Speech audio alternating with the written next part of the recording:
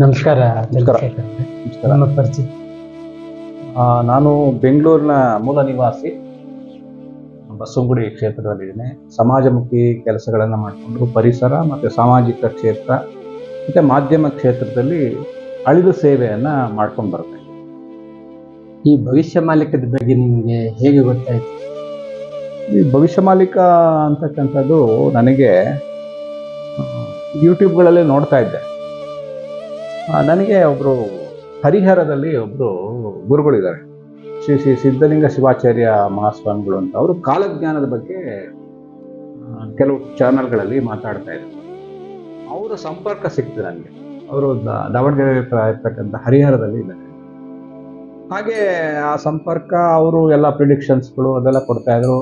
ಅವರು ಬೇರೆ ಬೇರೆ ರೆಫರೆನ್ಸ್ ಎಲ್ಲ ಕೊಡ್ತಾ ಇದ್ರು, ತಾಳೆಗರಿಯಿಂದ ನೋಡಿ, ಮತ್ತು ವೀರಬ್ರಹ್ಮೇಂದ್ರ ಕೊಟೇಶನ್ ಹೀಗೆ ನೋಡ್ತಾ ಇದ್ದಾಗ ನಂಗೆ ಸ್ವಲ್ಪ ಆಸಕ್ತಿ ಬಂತು. ಅದ್ರ ಬಗ್ಗೆ ಯೂಟ್ಯೂಬಲ್ಲಿ ಕೆಲವು ವಿಚಾರಗಳನ್ನು ಸಂಗ್ರಹಣೆ ಮಾಡ್ತಾ ಇದ್ದ ಸಂದರ್ಭದಲ್ಲಿ ಈ ಭವಿಷ್ಯ ಮಾಲೀಕ ಕುರಿತು ಬೆಂಗಳೂರಿನ ಶೃಂಗೇರಿ ಶಂಕರ ಮಠದಲ್ಲಿ ಒಂದು ಬ್ಯಾನರನ್ನು ನಾನು ನೋಡಿದೆ.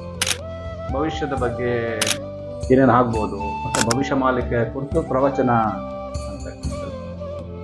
7 ದಿನದ ಸಪ್ತಾಹ ಭಾಗವತ ಮತ್ತು ಭವಿಷ್ಯ ಮಾಲಿಕ ಕುರಿತು ಪಂಡಿತ್ ಕಾಶಿನಾಥ್ ಮಿಶ್ರಾ ಅಂತಕ್ಕಂಥ ವ್ಯಕ್ತಿ, ಒರಿಸ್ಸಾದಿಂದ ಬಂದ ವ್ಯಕ್ತಿ 7 ದಿನ ಸಪ್ತಾಹವನ್ನು ಅಲ್ಲಿ ನಡೆಸ್ತಾ ಇದ್ರು. ನನಗೇನು ಆಸಕ್ತಿ ಇರಲಿಲ್ಲ, ಏನು ನಾರ್ತ್ ಇಂಡಿಯಾದಿಂದ ಬಂದಿದ್ರೆ ಅವ್ರಿಗೇನು ನಮಗೇನು ಹೇಳ್ತಾರೆ ಅಂತ. ಆದರೆ ಅವರ 1-2-3 ಮಾತುಗಳು ಫಸ್ಟ್ ಸತ್ಸಂಗ ಇರುತ್ತೆ ಎಲ್ಲ ನೋಡ್ತಾ ಇದ್ದೆ. ಏನೋ ಇರಲಿ ಒಂದು ಸ್ವಲ್ಪ ಸತ್ಯಗಳು ಇರ್ಬೋದೇನೋ. ಯಾಕೆಂದರೆ ಅವರು ಯಾವುದೇ ರೀತಿಯ ಪ್ರತಿಫಲವನ್ನು ಅಪೇಕ್ಷೆ ಪಡೆದೆ ಆ ಒಂದು ಸತ್ಸಂಗವನ್ನು ಆರ್ಗನೈಸ್ ಮಾಡಿದೆ. ಯಾಕೆಂದರೆ ಆ ಒಂದು ತಂಡ ಏನಿತ್ತು, ತಮ್ಮ ಕೈಲಾದ ದುಡ್ಡುಗಳಲ್ಲಿ ಹಾಕ್ಕೊಂಡು ಪ್ರೋಗ್ರಾಮನ್ನು 7 ದಿನ ಮಾಡಿದ್ದಾರೆ. ಏನೇ ಇದು ಕಮರ್ಷಿಯಲ್ ವೆಂಚರ್ ಅಲ್ಲ ಅಂತ ನನಗೆ ಅನ್ನಿಸ್ತು. ಏನೋ ಸಮಾಜಕ್ಕೆ ಒಳ್ಳೇದು ಮಾಡ್ತಕ್ಕಂಥ ಒಂದು ನಿಜವಾದ ಸತ್ಸಂಗದ ಒಂದು ಸಮ್ಮೇಳನ ಅಲ್ಲಿ 7 ದಿನ ನಡೀತಾ ಇತ್ತು.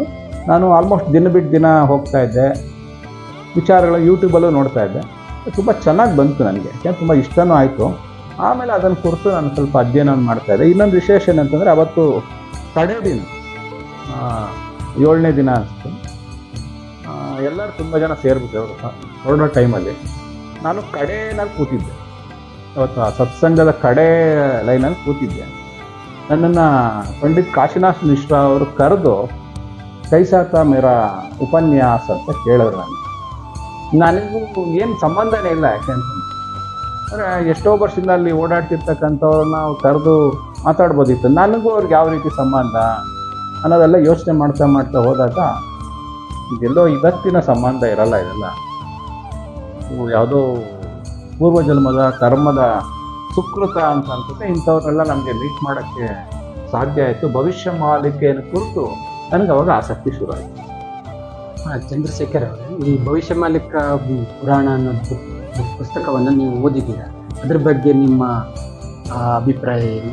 ಯಾವುದೋ ಈ ವಿಷಯಗಳನ್ನು ನೋಡಿ, ಭವಿಷ್ಯ ಮಾಲೀಕ ಪುಸ್ತಕ ಮಾಲಿಕೆ ಅಂತಕ್ಕಂಥದ್ದು ಆ್ಯಕ್ಚುಲಿ ಮೂಲತಃ ಒರಿಸ್ಸಾದು.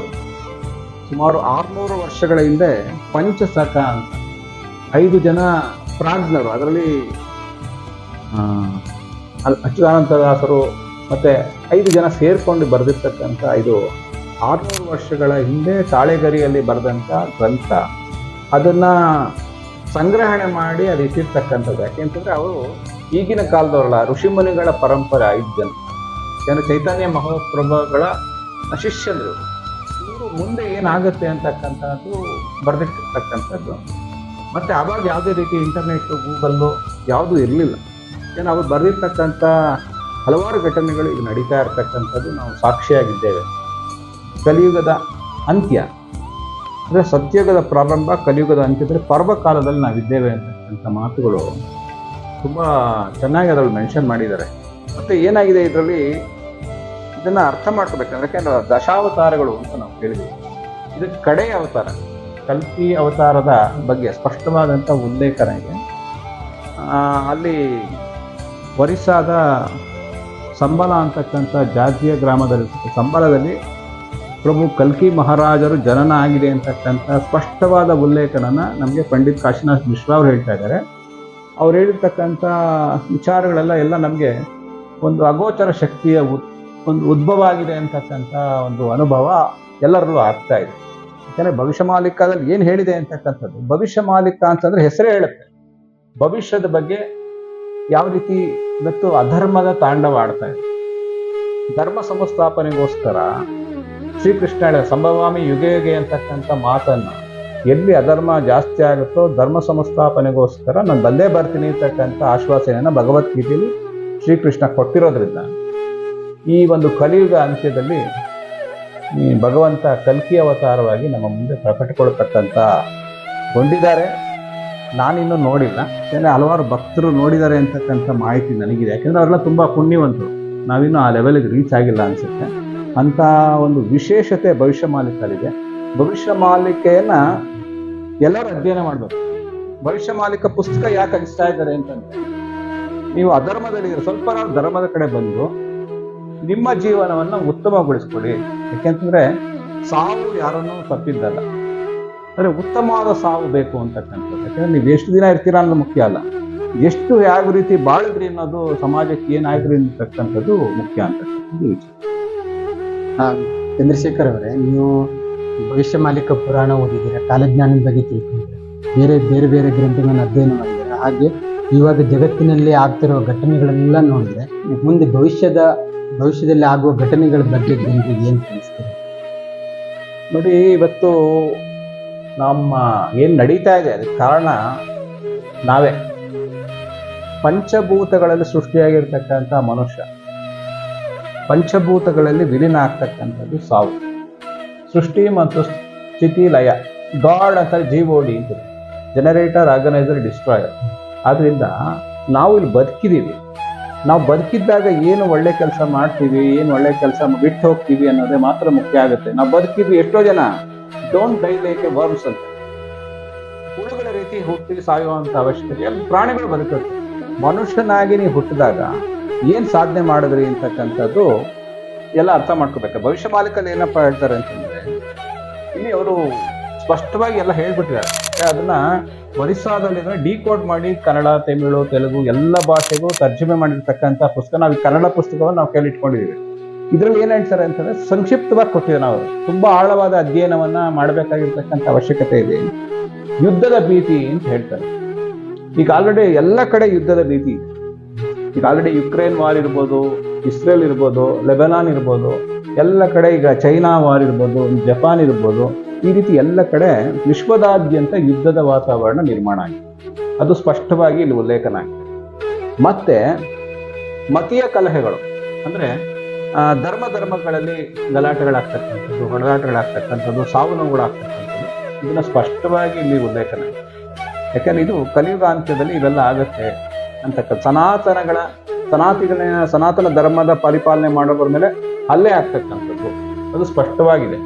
ಅದೇ ರೀತಿ ಮತ್ತೆ ಪಂಚಭೂತಗಳ ಬಗ್ಗೆ ನಿಮ್ಗೆ ಹೇಳಿದೆ, ವಾಯು, ಜಲ, ಇದ್ರ ಮೇಲೆ ಆಗ್ತಕ್ಕಂಥದ್ದು. ವಾಯುವಿಂದ ಬರ್ತಕ್ಕಂಥ ಇವಾಗ ಕರೋನಾ ಬಂದಿತ್ತು, ನಿಮ್ಗೆ ಗೊತ್ತಿರ್ಬೋದು.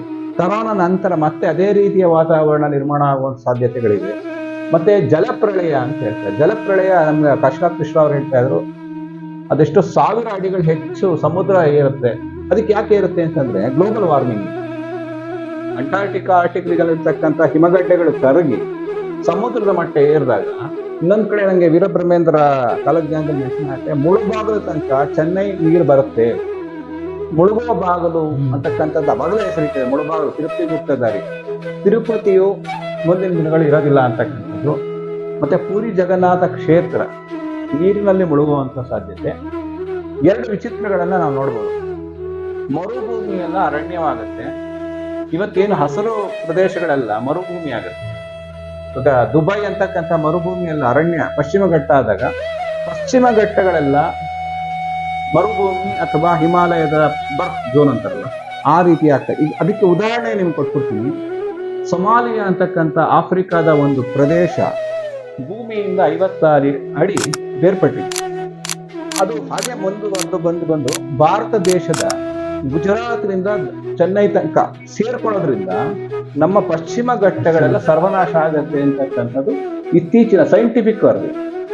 ಏನೋ ಕತೆ ಪುರಾಣ, ಕಾಕಕ್ಕ ಕತೆ ಅಲ್ಲ, ಸೈಂಟಿಫಿಕ್ ಆಗಿ ಹೇಳಿರ್ತಕ್ಕಂಥದ್ದು. ಆದ್ರಿಂದ ಇಲ್ಲಿ ನಡೀತಿರ್ತಕ್ಕಂಥದ್ದು ಭೂಕಂಪ ಹಾಗೇ ಆಗುತ್ತೆ. ಯಾಕೆ ಅಂತಂದ್ರೆ ಇವತ್ತು ನಾವು ಜಲದ ಶೋಧನೆಗೋಸ್ಕರ ಬೋರ್ವೆಲ್ ಅನ್ನು ನಾವು ಎಷ್ಟು 1000 ಅಡಿ ತೋಡ್ತಾ ಇದೀವಿ, ನೀರಿನ ಜಲಮೂಲಗಳನ್ನು ನಾಶ ಮಾಡ್ತಾ ಇದೀವಿ, ಭೂಕಂಪದ ಸಾಧ್ಯತೆಗಳು ಹೆಚ್ಚಾಗುತ್ತೆ. ಭೂಕಂಪ ಜಾಸ್ತಿ ಆದಾಗ ಸುನಾಮಿ ಆಗೇ ಆಗುತ್ತೆ. ಸುನಾಮಿ ಆಗ್ತಿದೆ ಅಂತಂದ್ರೆ ಮಾಸ್ ಡೆತ್ಗಳ ಬಗ್ಗೆ. ಇವಾಗ ಇತ್ತೀಚೆಗೆ ಮೊನ್ನೆ ನೀವು ಇಸ್ರೇಲಲ್ಲಿ ಒಂದು ಬಾಂಬ್ ಹಾಕೋದು ಒಟ್ಟಿಗೆ 500 ಜನ ಸತ್ತೋದು.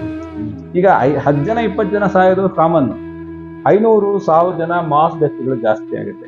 ಭವಿಷ್ಯ ಮಾಲಿಕೆಯಲ್ಲಿ ಇನ್ನೊಂದು ವಿಶೇಷವಾದ ಮಾತು ಏನಪ್ಪಾ ಅಂತಂದ್ರೆ, ಸುಮಾರು 800 ಕೋಟಿ ಇರ್ತಕ್ಕಂಥ ಭೂ ಪ್ರದೇಶದಲ್ಲಿ ಸುಮಾರು 65-70 ಕೋಟಿ ಜನ ಉಳಿಬೋದು ಮಾತ್ರ ಅಂತಕ್ಕಂಥದ್ದು ಸ್ಪಷ್ಟವಾಗಿ ಹೇಳಿದ್ದಾರೆ. ಇದೆಲ್ಲ ಕೇಳ್ತಾ ಇದ್ರೆ ನಾವು ಯಾಕೆ ಅಧರ್ಮ ಮಾಡಬೇಕು?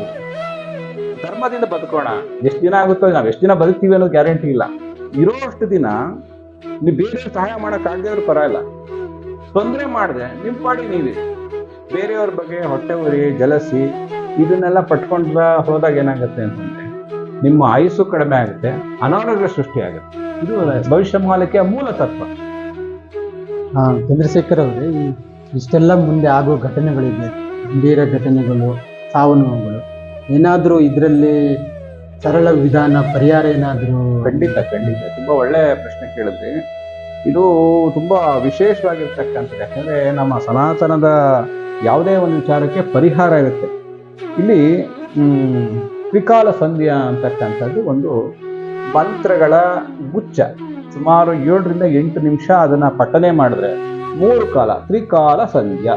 3 ಕಾಲ ಇದನ್ನ ಜಸ್ಟ್ 8 ನಿಮಿಷ. ನೀವು ಎಷ್ಟೋ ನಿಮಿಷ ಅನಗತ್ಯವಾದ ಮಾತುಕತೆ, ತಲಹರಟೆ ಮಾತುಗಳು, ಧಾರಾವಾಹಿಗಳು ನೋಡಿಕೊಂಡು ಕೆಲಸಕ್ಕೆ ಬರದ ವಿಚಾರಗಳಲ್ಲಿ ಬೇರೆಯವ್ರ ಬಗ್ಗೆ ಕಾಮೆಂಟ್ ಮಾಡಿಕೊಟ್ಟು ಗಾಸಿಪ್ ಮಾಡೋ ಬದಲು 8 ನಿಮಿಷ ಇಂಟು 3 24 ನಿಮಿಷ. 24 ಗಂಟೆಯಲ್ಲಿ 24 ನಿಮಿಷವನ್ನ ದಯವಿಟ್ಟು ನಿಮ್ಮ ಜೀವನದ ಅಭಿವೃದ್ಧಿಗೋಸ್ಕರ, ನಿಮ್ಮ ಕುಟುಂಬದ ಅಭಿವೃದ್ಧಿಗೋಸ್ಕರ, ದೇಶದ ಅಭಿವೃದ್ಧಿಗೋಸ್ಕರ 24 ನಿಮಿಷ 8 ನಿಮಿಷ ಆ ಒಂದು ಮಂತ್ರಗುಚ್ಛವನ್ನ ಪಠನೆ ಮಾಡೋದು ಅಥವಾ ಕೇಳಿಸ್ಕೊಳ್ಳೋದ್ರ ಮೂಲಕ ನಿಮಗೆ ಆಗ್ತಕ್ಕಂಥ ದುಷ್ಪರಿಣಾಮದ ಒಂದು ಪ್ರಮಾಣ ಕಡಿಮೆ ಆಗುತ್ತೆ. ಅದಕ್ಕೆ ನೀವು ಈ 24 ನಿಮಿಷ, 24 ಗಂಟೆಯಲ್ಲಿ ಕೇವಲ 24 ನಿಮಿಷವನ್ನ ದಯವಿಟ್ಟು ಈ ತ್ರಿಕಾಲ ಸಂಧ್ಯಾ, ಇದ್ರ ಬಗ್ಗೆ ನಾನು ಆ ಡಿಸ್ಕ್ರಿಪ್ಷನ್ ದಯವಿಟ್ಟು ಅದನ್ನ ಮೆನ್ಷನ್ ಮಾಡ್ತಾರೆ, ಅದನ್ನ ಕೇಳಿಸ್ಕೊಳ್ಳಿ, ಪ್ರಾಕ್ಟೀಸ್ ಮಾಡಿ. ಅದನ್ನ ಮಾಡ್ತಾ ಹೋಗ್ತಾ ಇದ್ದಂಗೆ ನಿಮಗೆ ಆ ಒಂದು ಮಹಾಪ್ರಭುವಿನ ದರ್ಶನ ನಿಮ್ಗೆ ಆಗೋ ಸಾಧ್ಯತೆಗಳು ಹೆಚ್ಚಾಗುತ್ತೆ. ಯಾಕೆಂದ್ರೆ ನೀವು ಆ ಒಂದು ಏಕಾಂತದಲ್ಲಿ ಆ ಮೆಡಿಟೇಟಿವ್ ಮೋಡ್ಗೆ ಹೋಗ್ತೀರ. ಯಾಕೆ ನನ್ನ ಅನುಭವದಲ್ಲಿ ನಾನು ಹೇಳಕ್ಕೆ ಇಷ್ಟಪಡ್ತೀನಿ. ನನಗೆ ನಿರ್ವಿಕಲ್ಪ ಸಮಾಧಿಯ ಬಗ್ಗೆ ನಾನು ಕೇಳಿದ್ದೆ, ಆದರೆ ಈ ಕೆಲವು ವಿಚಾರಗಳನ್ನು ಕೇಳ್ತಾ ನಾನು ಮಾಡ್ತಾ ಇದ್ದಾಗ ಆ ಧ್ಯಾನ ಸ್ಥಿತಿಗೆ ನಾನು ಸ್ವಲ್ಪ ಆ ಒಂದು ಮೆಟ್ಲನ್ನು ಹತ್ತಿದ್ದೀನಿ, ಸಾಧಿಸಿದ್ದೀನಿ ಅಂತ ಹೇಳೋಕ್ಕಾಗಲ್ಲ, ಒಂದು ಮೆಟ್ಲನ್ನು ಹತ್ತುತ್ತಾ ಇದ್ದೀನಿ ಅಂತ ಅನ್ನಿಸ್ತಾ ಇದೆ. ಯಾಕೆಂತಂದ್ರೆ ನನಗೆ ಆ ಒಂದು ಮುಂದೇನಾಗುತ್ತೆ, ಏನಾಗಬಹುದು ಅಂತಕ್ಕಂಥ ಒಂದು ಕಲ್ಪನೆಗಳು ನನಗೆ ಸ್ಪಷ್ಟವಾಗಿ ಪ್ರಭುವಿನ ಅನುಗ್ರಹದಿಂದ ನನಗೆ ಸ್ವಲ್ಪ ಕಾಣಿಸ್ತಾ ಇದೆ. ಅದು ಸತ್ಯವೂ ಸಹ ಆಗ್ತಾ ಇದೆ. ಅದರಿಂದ ಭವಿಷ್ಯ ಮಾಲಿಕ ಅಂತಕ್ಕಂಥದ್ದು ನಮ್ಮ ಭವಿಷ್ಯದ ರೂಪುರೇಷೆಯನ್ನ ಸಿದ್ಧಪಡಿಸ್ತಕ್ಕಂಥ ಒಂದು ಮಾಲಿಕೆ. ಇದು ಭಯಪಡಿಸ್ತಕ್ಕಂಥದ್ದಲ್ಲ. ಇಲ್ಲಿ ಸಮಾಜಕ್ಕೆ ಒಳ್ಳೆತನದಲ್ಲಿದೆ, ಒಳ್ಳೆಯ ಕೆಲಸವನ್ನು ಮಾಡಿ ಸಜ್ಜನರಾಗಿ ಅಂತಕ್ಕಂಥ ಮಾಹಿತಿಯನ್ನು ಕೊಡ್ತಕ್ಕಂಥದ್ದೇ ಭವಿಷ್ಯ ಮಾಲಿಕೆಯ ಮೂಲ ಉದ್ದೇಶ. ಕೊನೆಯದಾಗಿ ಜನರಿಗೆ ಇನ್ನೇನಾದರೂ ಸಂದೇಶ, ನಿಮ್ಮ ಮಾತುಗಳನ್ನು ಹೇಳಲಿಕ್ಕೆ ಬಯಸ್ತೀರಾ? ನೋಡಿ, ಭವಿಷ್ಯ ಮಾಲಿಕೆಯ ಬಗ್ಗೆ ಎಲ್ಲ ಹೇಳ್ಬಿಟ್ಟಿದ್ದೀನಿ ನಾವು. ಕೇವಲ ನಿಮಗೆ 24 ನಿಮಿಷ ನಿಮ್ಗೆ ಕೊಡಿ. ನೀವು 100 ವರ್ಷ ಬದುಕೋಕ್ಕಿನ್ನ ಅದರಲ್ಲಿ 24 ನಿಮಿಷ, ಒಂದು ಎಷ್ಟು ಟೈಮ್ ನಾವು ವೇಸ್ಟ್ ಮಾಡ್ತಾ ಇರ್ತೀವಿ. ಒಂದು ಕಾಫಿ ಕುಡಿಯೋಕ್ಕೋಸ್ಕರ ನಾವೆಲ್ಲೋ ಅರ್ಧ ಗಂಟೆ 3/4 ಗಂಟೆ ವೇಸ್ಟ್ ಮಾಡ್ತೀವಿ. 8 ನಿಮಿಷ ಬೆಳಿಗ್ಗೆ, ಮಧ್ಯಾಹ್ನ, ಸಂಜೆ ತ್ರಿಕಾಲ ಸಂಧ್ಯಾವನ್ನು ಮಾಡಿ, ಮತ್ತೆ ಭಗವಂತನ ನಾಮಸ್ಮರಣೆಯನ್ನು ದಯವಿಟ್ಟು ಮಾಡಿ. ಮಾಧವ ನಾಮಸ್ಮರಣೆ ಇವತ್ತು ಜಗತ್ತಿಗೆ ಅತಿ ಶ್ರೇಷ್ಠವಾಗಿರ್ತಕ್ಕಂಥದ್ದು. ಯಾಕೆಂದರೆ ಅನಂತ ಮಾಧವನ ನೆನೆಸ್ಕೊಳ್ತಕ್ಕಂಥದ್ದು ಜಗತ್ತಿನ ಸರ್ವ ಕಷ್ಟಗಳನ್ನು ಪರಿಹಾರ ಮಾಡತಕ್ಕಂಥ ಏಕೈಕ ಸುಲಭ ಮಾರ್ಗ. ಯಾಕೆಂದರೆ ಅದನ್ನು ದಯವಿಟ್ಟು ಜಾತಿ ಮತ ಭೇದವಿಲ್ಲದೆ ಭಗವಂತನ ನಾಮಸ್ಮರಣೆ ಮಾಡಿದಾಗ ನಿಮ್ಮ ಸುತ್ತಮುತ್ತಲೂ ಒಂದು ಧನಾತ್ಮಕವಾದಂಥ ಶಕ್ತಿ ಉದ್ಭವ ಆಗುತ್ತೆ. ಆ ಧನಾತ್ಮಕ ಶಕ್ತಿ ಇದ್ದಾಗ ನಿಮ್ಮಲ್ಲಿ ಬೇರೆ ರೀತಿ ಯಾವುದೇ ರೀತಿಯ ದಾಳಿ ಆದರೂ ಸಹ, ನನಗೆ ಗುರುಗಳು ಹೇಳ್ತಾ ಇದ್ರು, ಪಂಡಿತ್ ಕಾಶಿನಾಥ್ ಮಿಶ್ರಾ ಅವರು, ಪರಮಾಣು ಬಾಂಬ್ ಹಾಕಿದ್ರು ಸಹ ಈ ತ್ರಿಕಾಲ ಸಂಧ್ಯಾ ಮಾಡತಕ್ಕಂಥ ವ್ಯಕ್ತಿಗಳು ಬದುಕ್ತಾರೆ, ಯಾವುದೇ ರೀತಿ ತೊಂದರೆ ಆಗೋದಿಲ್ಲ ಅಂತಕ್ಕಂಥ ಸ್ಪಷ್ಟವಾದ ಭರವಸೆ ನಮಗೆ ಭವಿಷ್ಯ ಮಾಲೀಕ ಕೊಡ್ತಾ ಇದ್ದಾರೆ. ಆದ್ರಿಂದ ದಯವಿಟ್ಟು ಭಗವಂತ, ಇವಾಗ ನೀವು ಯಾರು ನಂಬಕ್ಕೂ ಆಗಲ್ಲ. ಇವಾಗ ನೀವು ನಂಬೇಕಾಗಿರ್ತಕ್ಕಂಥದ್ದು ಭಗವಂತನ ಪಾದ ಒಂದೇ. ಆ ಭಗವಂತನಾಗಿರ್ತಕ್ಕಂಥ ಮಾಧವನ ನಾಮ ಸ್ಮರಣೆಯನ್ನು ಮಾಡ್ತಾ ಒಂದು ಉತ್ತಮವಾದ ಬದುಕನ್ನ ಕಟ್ಕೊಳ್ಳೋದಕ್ಕೆ ಪ್ರಯತ್ನವನ್ನು ಮಾಡುವ ಹಂತದಲ್ಲಿ ನಾವೆಲ್ಲ ಸೇರೋಣ. ಯಾಕಂದ್ರೆ ನಾನೇನು ದೊಡ್ಡ ಸಾಧನೆ ಮಾಡಿಲ್ಲ, ಆದ್ರಿಂದ ನಾವೆಲ್ಲ ಸೇರಿ ಈ ಒಂದು ಉತ್ತಮ ಭವಿಷ್ಯವನ್ನ, ಜಗತ್ತನ್ನ ನಿರ್ಮಾಣ ಮಾಡೋ ಕಡೆ ಪ್ರಯತ್ನವನ್ನು ಮಾಡೋಣ. ತುಂಬಾ ಒಳ್ಳೆ ಚರ್ಚೆ ನಿಮ್ಮೊಂದಿಗೆ ಇಷ್ಟು ಸಮಯ ನಮ್ಮ ಜೊತೆ ಕಳೆದಿದ್ದಕ್ಕೆ ಇನ್ನೊಮ್ಮೆ ಧನ್ಯವಾದಗಳು. ನಮಸ್ಕಾರ.